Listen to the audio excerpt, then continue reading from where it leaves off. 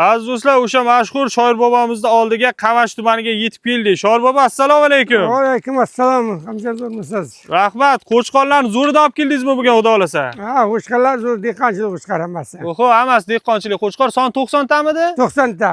90 ta. Nasib bo'lsa bilan yeb ichish zo'r, sog'liqlar joyida hammasi. Hammasi joyida, 100% garantiya. Martqo'z qo'chqorlari.